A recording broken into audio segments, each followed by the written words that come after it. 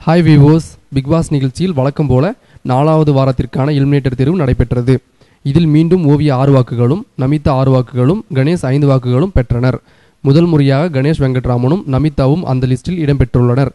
ஆனால் கணேஷ் வெங்கட்ராமனின் மீது பொதுப்படையாக எந்த ஒரு குற்றமும் இல்லை. அப்படியிருந்தும் அவர் பெயர் இந்த லிஸ்டில் வர காரணம் என்னவென்று அவருக்கு மட்டுமல்ல, பார்வையாளராகிய நமக்கும் ஒரு புரியாத புதிராக உள்ளது. பிக் பாஸ் வின்னர் லிஸ்டில் இருக்கும் இந்த 3 பேரும் எலிமினேட்டர் லிஸ்டில் ஒன்றாக வருகிறார்கள் என்றால் அதை கூர்மையாக ஆராய வேண்டிய கட்டாயம் நமக்கு உள்ளது. கணேஷ் வெங்கட்ராமனை நாமினேட் செய்தவர்கள் யார் யார், அவர்கள் சொன்ன காரணங்களை பார்ப்போம். முதலில் வையாபுரி. அவர் சொன்ன காரணம், கணேஷ் ஒரு நல்ல டேலண்டான பர்சன், ஆனால் 10 பேர் இருக்கிற இடத்துல பகிர்ந்து சாப்பிட ஆசைப்படணும். ஆனால் இவர் செல்ஃபிஷாக இருக்காரு, அது எனக்கு பிடிக்கல, அதனால நாமினேட் செய்கிறேன் என்று சொன்னார். இரண்டாவது RR. அவர் சொன்ன காரணம், கணேஷ் ரொம்ப நல்ல பர்சன், அப்புறம் ஹைலி டேலண்டட் பர்சன், ஆனால் ஃபுட் விஷயத்தில் ரொம்ப செல்ஃபிஷாக இருக்காரு, இந்த காரணத்தால் இவரை நாமினேட் செய்கிறேன் என்று சொன்னார்.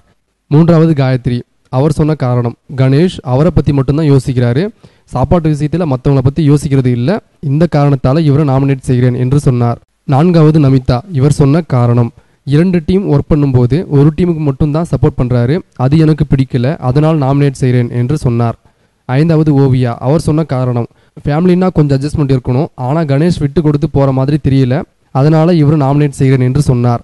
இவங்க 5 பேரும் கணேஷ் வெங்கட்ராமன் மீது சொன்ன காரணத்தை பார்த்தா சிரிப்பு தான் வருகிறது. ஒரு மனிதன் சாப்பிட்ற விஷயத்தை எல்லோரும் சேர்ந்து டார்கெட் பண்ணுறாங்க. பிக் பாஸ் உணவு செய்வதற்கான பொருளை அளவாகத்தான் கொடுத்துள்ளது, அதை வைத்து தான் சாப்பாடு செய்யணும் என்று அவர்கள் காரணம் சொன்னாலும் சாப்பாட்டை வீண் செய்வதுதான் குற்றமே தவிர சாப்பிட்டால் அல்ல. யார் யாருக்கு எவ்வளவு தேவையோ அவ்வளவு சாப்பாடு செய்யணும், அதை விடுத்து செய்த சாப்பாட்டை பங்கு போட்டு சாப்பிட சொல்வது நியாயமில்லை. அவருக்கு கொஞ்சம் அதிகமாக சாப்பாடு செய்தால் என்ன குற்றமாகிவிடும்? அவரை பிக் பாஸ் வீட்டை விட்டு வெளியேற்ற இந்த சாப்பாடு விஷயம் ஒரு பெரிய தாக்கத்தை ஏற்படுத்தாது. ஏனென்றால் அவர் மீது வேற எந்த மிகப்பெரிய குற்றச்சாட்டும் இல்லை, இது நமக்கு தெரியும். உள்ளே இருப்பவர்கள் எலிமினேட் லிஸ்டில் இந்த 3 பேரையும் ஒன்றாக வர வைத்து பிக் பாஸ் டைட்டில் வெல்ல தகுதியான ஒரு நபரை எளிதில் வெளியேற்றி விடலாம் என்று கூட்டு சதி செய்கின்றனர். இவர்கள் நினைத்தது ஒருபோதும் நடக்காது. ஏனென்றால் இவர்களால் எலிமினேட் லிஸ்டில் பெயர் கொண்டு வரும் அளவுக்கு தான் பவர் உள்ளது. நிகழ்ச்சியில் தொடர்ந்து இருக்க மக்களின் ஆதரவு தான் வேண்டும். இவர்களில் யார் வெளியேறப் போகிறார்கள் என்று உங்கள் கருத்துக்களை கமெண்டில் தெரிவிக்கவும். மறக்காமல் எங்கள் சேனலை சப்ஸ்கிரைப் செய்யவும். நன்றி.